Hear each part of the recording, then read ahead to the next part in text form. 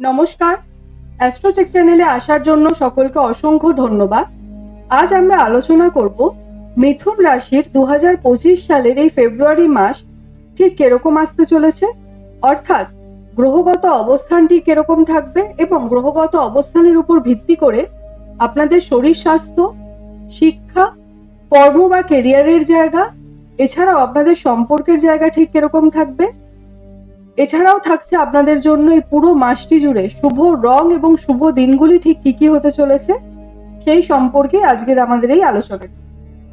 প্রথমেই বলবো, আজকের এই আলোচনা কিন্তু চন্দ্র রাশির উপর আধারিত এবং এটি একটি সার্বিকভাবে আলোচনা। সুতরাং আপনাদের পার্সোনাল বাজেটের সঙ্গে এর সামান্য ভিন্নতা কিন্তু অবশ্যই লক্ষ্য করা যাবে। গ্রহদের অবস্থান সম্পর্কে একটু জানিয়ে দেবো। বর্তমানে মঙ্গল আপনাদের রাশিতে নিচস্থ অবস্থায় বিরাজমান থাকছে। মিথুন রাশির সাপেক্ষে দ্বাদশে থাকছে দেবগুরু বৃহস্পতি, নবম স্থানে শনি বিরাজমান থাকছে। আর এই নবম স্থান কিন্তু আপনাদের ক্ষেত্রে ভাগ্যস্থানও বটে। মাসের প্রথম 10টি দিন বুধ সঞ্চার করে থাকছে আপনাদের রাশি সাপেক্ষে অষ্টমে এবং 11ই ফেব্রুয়ারি বুধ গোচর করে যাবে আপনাদের রাশি সাপেক্ষে নবম ঘর অর্থাৎ কুম্ভ রাশিতে। শুক্র অবস্থান করে থাকছে আপনাদের কর্মস্থান অর্থাৎ দশম ঘরে, সেই সঙ্গে রাহুও কিন্তু একইভাবে অবস্থান করে থাকছে দশমে। কেতু বিরাজমান থাকছে আপনাদের রাশি সাপেক্ষে চতুর্থে।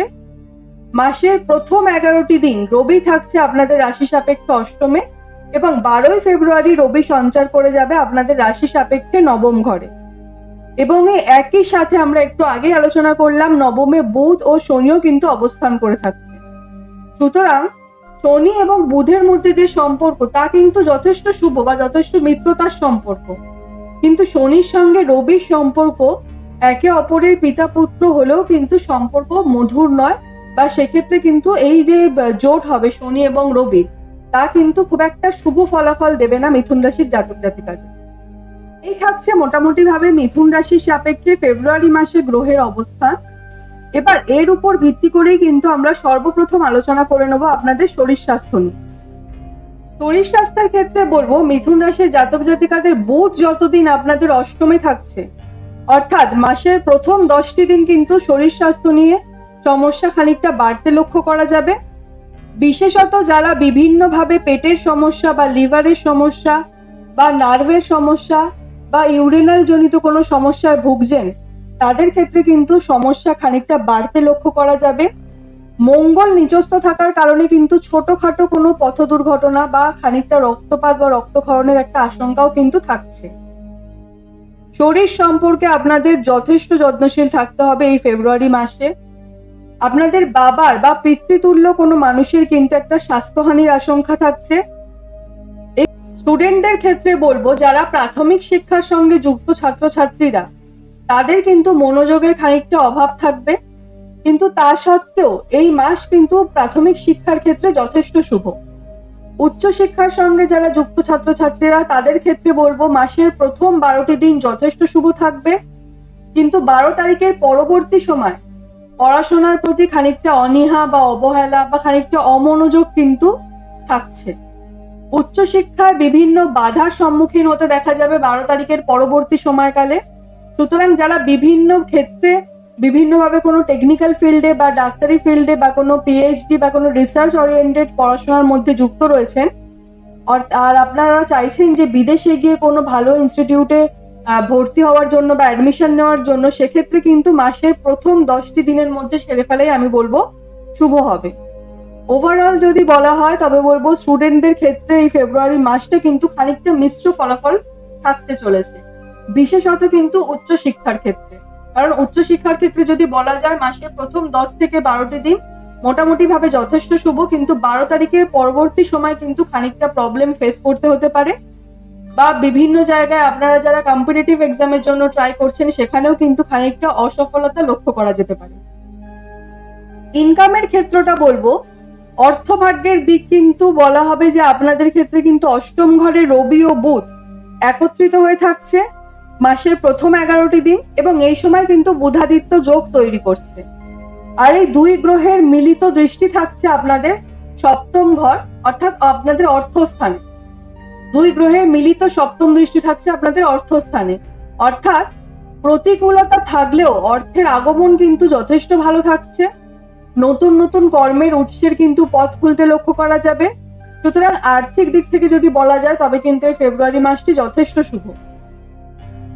পারিবারিক ক্ষেত্রে বলবো প্রথম দুটি সপ্তাহ কিন্তু পরিবারের সদস্যদের মধ্যে একটা ঐক্যবদ্ধতা লক্ষ্য করা যাবে, কিন্তু শেষ যে দুটি সপ্তাহ থাকবে সেখানে কিন্তু রবি এবং শনি যখন একত্রিত হবে তখন কিন্তু খানিকটা খুঁটিনাটি বিষয় নিয়ে মতবিভেদ বা মত পার্থক্য কিন্তু ফ্যামিলির যে সদস্য তাদের মধ্যে কিন্তু তৈরি হতে লক্ষ্য করা যাবে। কারণ জ্যোতিষের ভাষায় যদি বলা হয় তবে রবি এবং শনি একে অপরের মধ্যে কিন্তু পিতা পুত্রের সম্পর্ক, যা আমি একটু আগেও বললাম, কিন্তু পিতা পুত্রের সম্পর্ক হওয়া সত্ত্বেও কিন্তু তাদের মধ্যে একটা শত্রুতার সম্পর্কও বিরাজমান থাকে। সুতরাং সেক্ষেত্রে কিন্তু এটিকেও ইন্ডিকেট করে যে পরিবার পরিজনের সঙ্গে কিন্তু ছোটখাটো বিষয় একটা অশান্তি বা একটা বাক বিভেদ কিন্তু অবশ্যই থাকবে। পিতামাতাদের ক্ষেত্রে বলবো সন্তানের শরীর স্বাস্থ্যের দিকে কিন্তু যথেষ্ট সচেতনতা প্রয়োজন। মাসের শেষ দুটি সপ্তাহে সন্তানের সঙ্গে সম্পর্কে কিন্তু খানিকটা অবনতির সম্ভাবনা দেখতে পাওয়া যাবে। খানিকটা পিতামাতা ও সন্তানের মধ্যে মেন্টালিটি ম্যাচ হবে না, সেদিকে কিন্তু একটু ব্যালেন্স করে চলতে হবে পিতামাতাদের। যারা কনসিভ করার জন্য ট্রাই করছেন তাদের ক্ষেত্রে বলবো মাসের প্রথম 10টি দিন কিন্তু বিশেষ শুভ। যারা বিভিন্নভাবে প্রেমের সম্পর্কে জড়িয়ে আছেন তাদের ক্ষেত্রে বলবো এই একই জিনিস যা আমি একটু আগেও বললাম।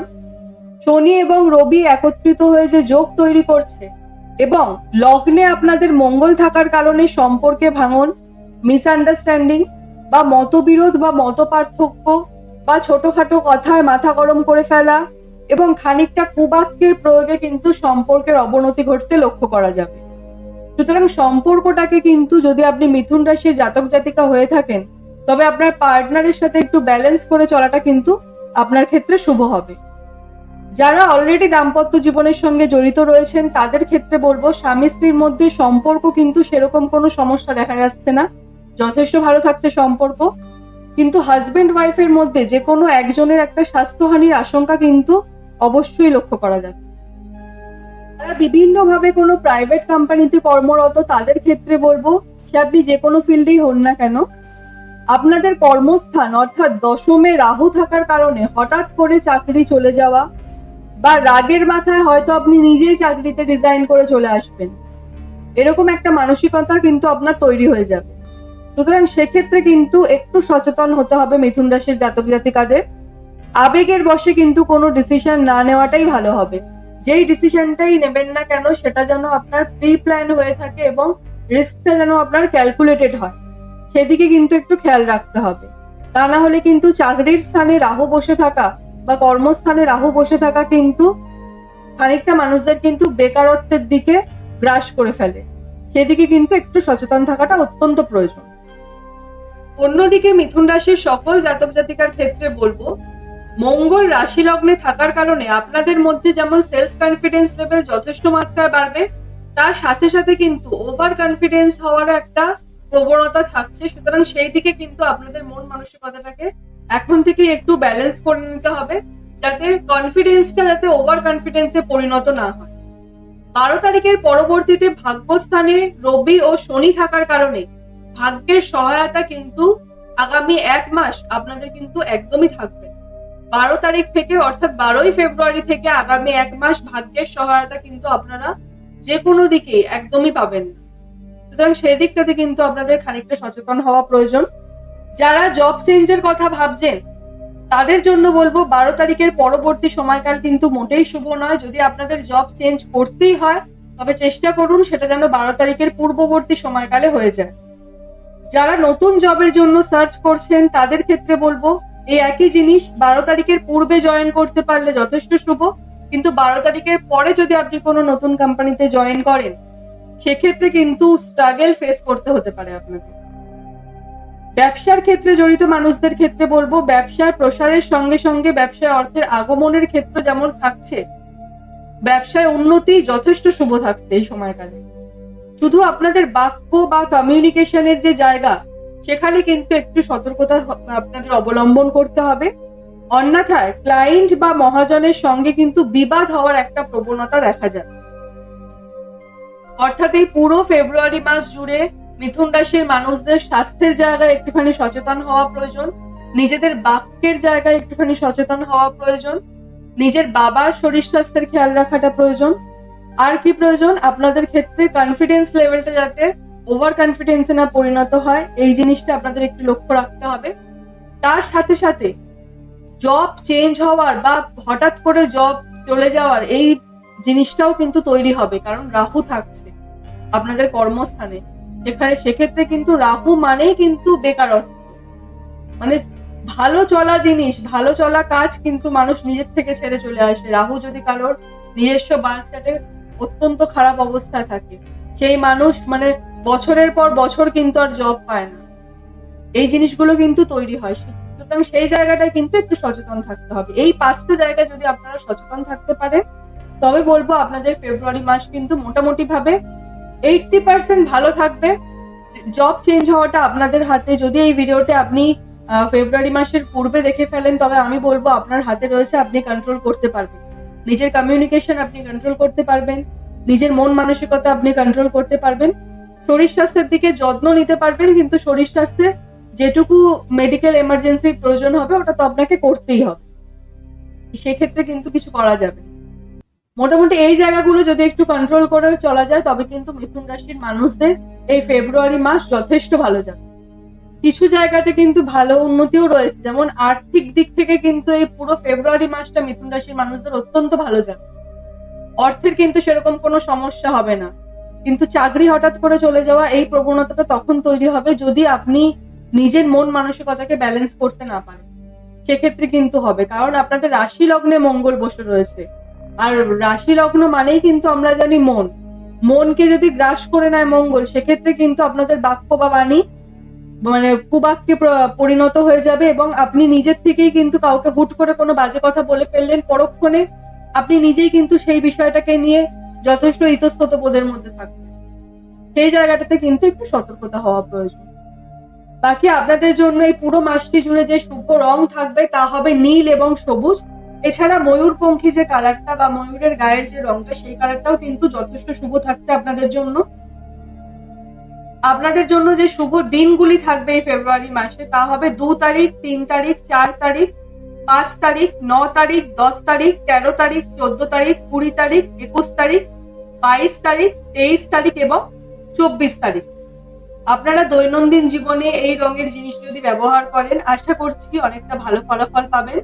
আর কারোর যদি কোনো গুরুত্বপূর্ণ কোনো কাজ থেকে থাকে এই ফেব্রুয়ারি মাসে, তাহলে কিন্তু আপনারা এই ডেটগুলোতে শিডিউল করতে পারেন। সেক্ষেত্রে আশা করছি আপনারা যথেষ্ট শুভ ফলাফল পাবেন। আজকের মতো আলোচনাটি এই পর্যন্তই। অনুষ্ঠানটি কেমন লাগলো অবশ্যই লাইক এবং কমেন্টের মাধ্যমে জানাবেন। যদি অনুষ্ঠানটি ভালো লাগে তবে সাবস্ক্রাইব করতে একদম ভুলবেন না। সকলে সুস্থ থাকবেন, ভালো থাকবেন, সকলের মনস্কামনা পূর্ণ হোক, এই আশা রেখে আজকের এই অনুষ্ঠানটি এখানেই শেষ করলাম।